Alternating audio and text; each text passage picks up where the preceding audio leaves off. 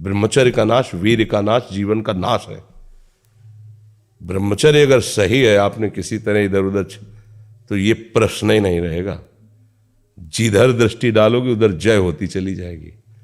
आजकल के बच्चे नौजवान इसको मनोरंजन समझते हैं और उनको सलाह भी ऐसी मिलती है कि हम जैसे बोल रहे हैं ब्रह्मचर्य के लिए, तो डॉक्टर और आपको जो इधर सांसारिक प्रोत्साहन देने वाले हैं वो आपको सलाह देंगे। हमें तो अंग्रेजी का शब्द नहीं याद है, फ्रस्ट्रेशन।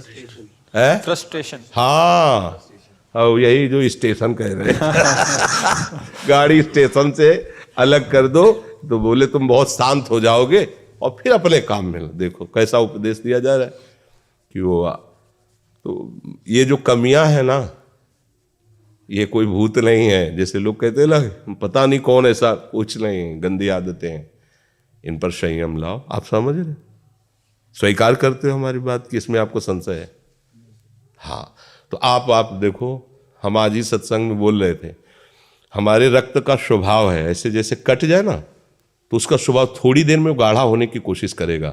यदि कहीं फ्लो वाली नस कट गई तब तो आपको वहाँ डॉक्टरी की जरूरत है। अगर ऐसे कहीं त्वचा में ऐसे, तो उसका स्वभाव गाढ़ा हो जाना, वो थोड़ी ही देर में वो अपने आप को बांध लेगा, क्योंकि रक्त का एक स्वभाव होता है। अगर वो बाहर किसी तरह भी आया तो ठंडा होकर गाढ़ा हो जाएगा, वो रोक लेगा। इसकी आखिरी परिणति है वीर्य, वो स्वयं से नहीं निकलता, वो इससे भी गाढ़ी वस्तु है, वो घर्षण से निकलता है। अगर आप उसको गर्म न करें चिंतन के द्वारा, क्रिया के द्वारा, तो नहीं निकलेगा। और जब हम उसको, तो फिर वो जीवन को नष्ट, प्राय इस पर बच्चे ध्यान ही नहीं देते कि ये कोई मार्ग भी है। और परिणाम क्या होता है कि फिर वो संसार में, जिसे डिप्रेशन कहते हैं, मानसिक रोग से ग्रसित हो जाते हैं, क्योंकि इसका परिणाम यही है। या तो आपको प्रमाद और आलस्य युक्त होकर समाज से अलग पड़ा रहना पड़ेगा, और या फिर आखिरी कि आत्महत्या कर लें, ऐसी सलाह आपका मन देगा, ऐसी स्थिति में पहुंचा देगा। इसलिए हमें लगता है जब तक ब्याह न हो तब तक ब्रह्मचर्य से रहो, ब्याह भी हो जाए तो संयम से रहे। ये जीवनी शक्ति है, ये किसी के साथ खिलवाड़ नहीं करना चाहिए। पढ़ाई लिखाई वो कैसे तुम्हें बताए, अभी आप छेड़ना मत। जैसे लोग कहते ना, मैं बहुत परेशान हूं, कुछ करता नहीं हूं, ऐसा हो जाता है वैसा हो जाता है, तो आपको हम बता रहे रक्त का स्वभाव है जैसे, तो इसकी आखिरी परिणति है वो वीर।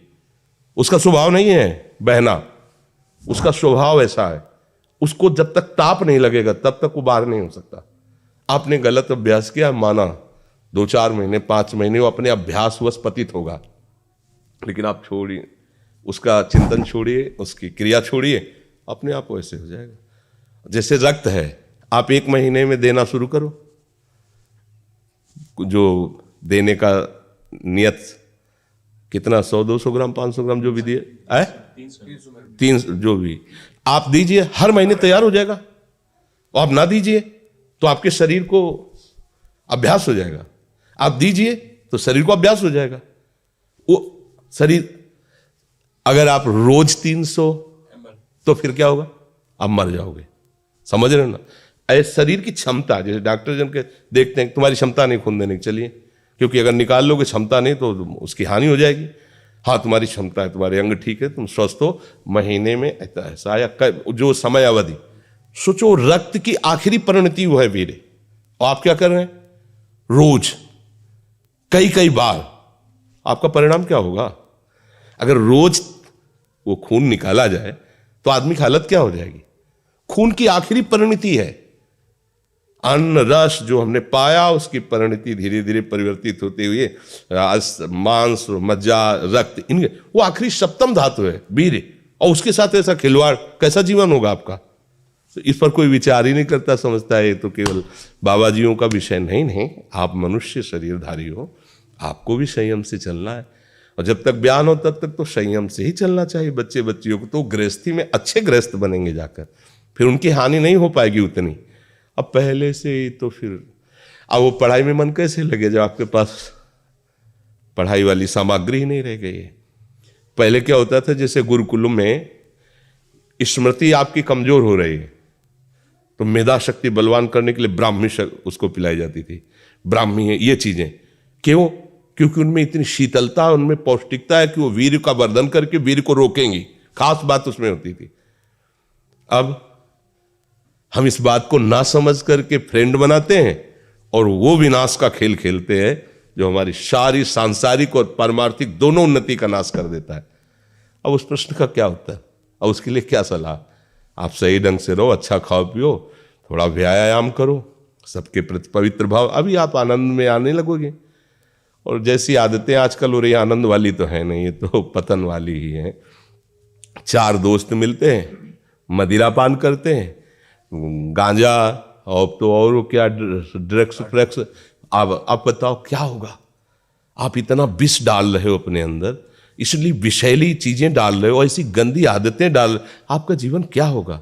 कैसा खिलवाड़ किया जा रहा है मनुष्य शरीर से, जबकि ये देव दुर्लभ देही है भगवत प्राप्ति, इसके साथ कैसा? तो बच्चों को ना तो सत्संग मिल रहा है, ना शास्त्र स्वाध्याय मिल रहा है, ऐसा ही संग मिल रहा है जो पतन का कारण क्या हो रहा है। अच्छा, बहुत पढ़े लिखे हो और शराब पी के नाली के कीड़े की तरह पड़े हो, माता पिता का अपमान कर रहे हो, मनमानी बेविचार कर रहे हो, पढ़ाई लिखाई क्या हुआ? पढ़ा लिखा से भाई विद्या तो वही जो विनय, पवित्रता, शालीनता, सभ्यता, नम्रता, ये तो सद्गुण विद्या में आज की रह नहीं रहे। पढ़े लिखे माता पिता को ऐसे डांट देते जैसे कोई नौकर से बात करता है, हम स्वतंत्र हैं। अरे विषयों के गुलाम तू कब स्वतंत्र हो गया? स्वतंत्र तो परमहंस जन होते हैं जिन्होंने इंद्रियों को अब जीत लिया और भगवद आनंद में मस्त हो, वो स्वतंत्र हैं। इंद्रियों के गुलाम तुम स्वतंत्र हो? जो विषय जब चाहता है तुम्हें गिरा, तुम स्वतंत्र हो? माता पिता, गुरु, शास्त्र, इनकी परतंत्रता स्वीकार करने वाला ही स्वतंत्र होता है। ये मनमानी आचरण जो आजकल समाज में विस्तृत हो रहे हैं ना, ये पतन, अशांति और पाप का कारण बनते हैं, जो बहुत हानिकारक है। तो बच्चा सावधानी से रहो, जो बचा है उसको संभाल लो। जीवन जब से ज्ञान हो जाए तब से अपने को संभाल ले। भाई पूर्व में गलती हो गई, आगे सुधार लेते हैं जी।